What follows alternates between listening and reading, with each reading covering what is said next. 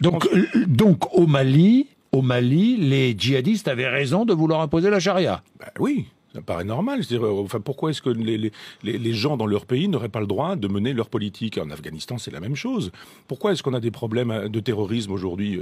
Les musulmans sont pas des imbéciles non plus. C'est-à-dire, on leur mène une guerre chez eux.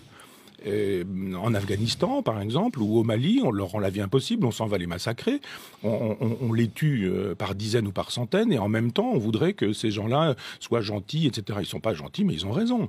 Autant je suis sur une lutte athée, en disant que l'islam ne me convient pas, Que autant l'islam est dangereux. mais autant je trouve que sur le terrain politique, il n'y a aucune raison pour qu'on aille faire la loi chez les autres. Pourquoi est-ce qu'on fait la loi chez Kadhafi, par exemple? Pourquoi est-ce qu'on fait la loi au Mali? Et pourquoi est-ce qu'on la fait pas au Pakistan? Pourquoi est-ce qu'on la fait pas au Qatar? Pourquoi est-ce qu'on la fait pas à Cuba? Ou pourquoi est-ce qu'on la fait pas en Chine?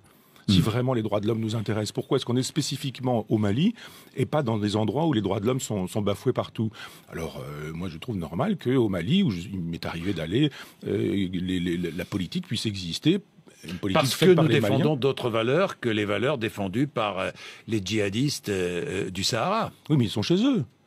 Et on ne va pas faire la loi chez les musulmans, enfin dans les pays musulmans, que les musulmans fassent leur loi. Pourquoi est-ce qu'on n'intervient pas en Israël? Pourquoi il faut arrêter de vouloir faire la politique coloniale qui est la nôtre dans des pays sous prétexte que ce serait les droits de l'homme qui nous animeraient. Ce ne sont pas les droits de l'homme qui animent Hollande.